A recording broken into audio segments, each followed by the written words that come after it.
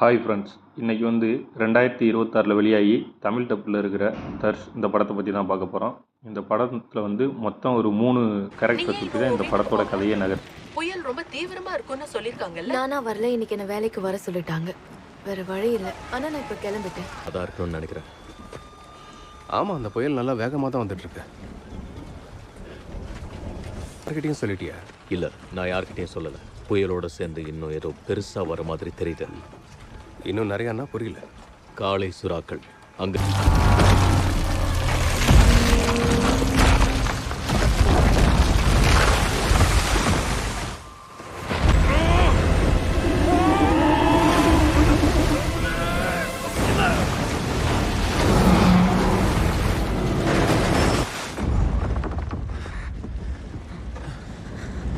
தண்ணி வந்துச்சு. Mister Olsen,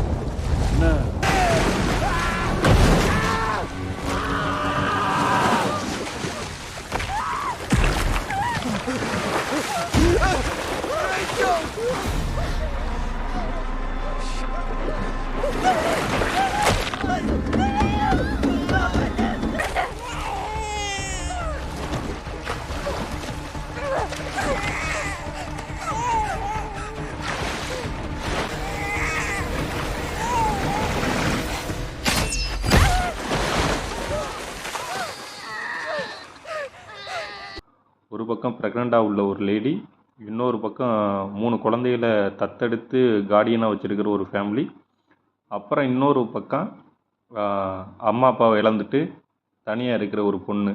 இவங்க 3 பேரை சுற்றி தான் இந்த படத்தோட கதை நடக்குது. இந்த படத்தோட கதை என்னென்னா, அமெரிக்காவில் வந்து ஒரு புயல் வர்றதா வந்து வானிலை ஆய்வு மையம் வந்து சொல்லியிருப்பாங்க. அப்போ சொல்லிவிட்டு, இது மாட்டேங்க நீங்கள் எல்லோரும் ஒரு மிகப்பெரிய புயல் வரப்போகுது, நீங்கள் எல்லோரும் இந்த நகரத்தை விட்டு காலி பண்ணுங்க அப்படின்ட்டு அலர்ட் கொடுத்துருப்பாங்க.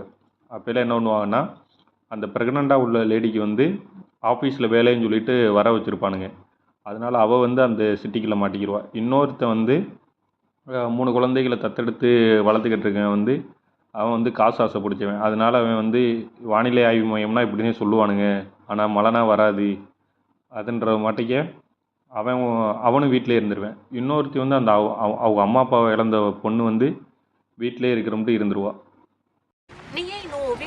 இது மாட்டிக்க புயல் எச்சரிக்கை கடுமையாக இருக்குன்னா புயலோட தாக்கம் வந்து அதிகரிச்சுக்கிட்டே இருக்கையில் தடுப்பணை உடைச்சிட்டு புயல் வந்து வீட்டுக்குள்ளே வந்துடும்.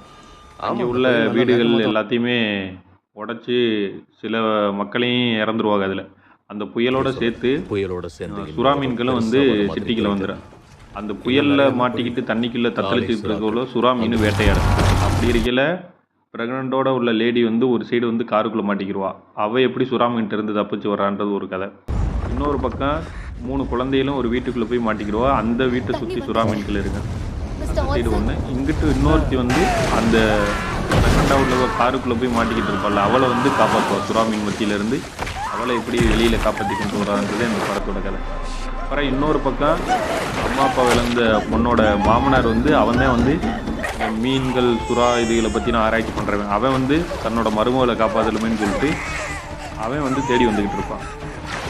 இந்த படம் வந்து ஸ்டார்டிங்கிலேருந்து பாதி வரைக்கும் நல்லா விறுவிறுப்பாக போயிட்டே இருக்குது. அப்புறம் போக போக கொஞ்சம் அந்த த்ரில்லிங்